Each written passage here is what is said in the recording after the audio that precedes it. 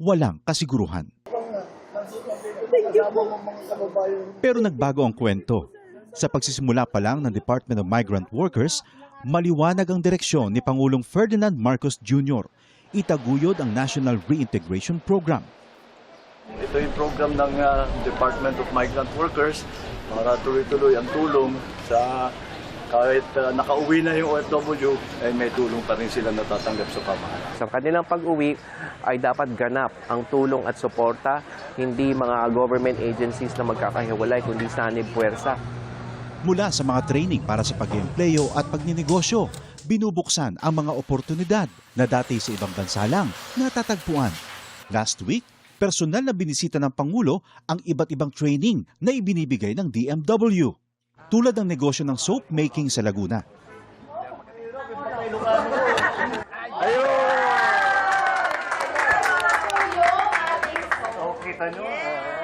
Isa ito sa mga negosyong ngayon nagbibigay ng bagong kita at bagong pag-asa sa ating mga OFW. Isang dating seaman, chef at housekeeping staff. Ngayon, mga negosyante na. Sa pagninegosyo, gumagabay ang Department of Trade and Industry. Ang laki ng ginawa nilang sakripisyo para magtrabaho sa ibang bansa.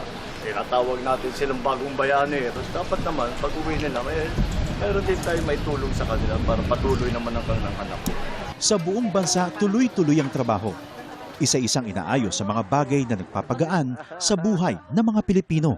Ang pag-uwi para sa mga OFW, hindi nakatapusan, kundi isang matapang na simula para sa ating mga bagong bayani.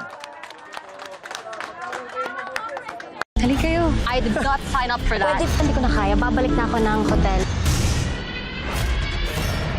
Maria. Ikaw ay anino kang kasama. 9:35 p.m. after Never Say Die. Little People, nakagawa na rin ang pangalan sa show business. Di dahilan ng pagiging maliit para mangarap ng malaki. Binigay mo sa akin yung Nagbigay interaksyon sa mga katulad natin. Little Big Dreamer, The Joe Berry Story. Antiniverse! Get ready for an exclusive behind-the-scenes access to your favorite dance stars. Not just once or twice, but thrice. Ganun na nga nun. 3 times a week. Dito yan sa Stars on the Floor. Dance Break! Every Wednesday, Thursday, and Friday on the Kapuso Stream and Adventure Taste Moments channel.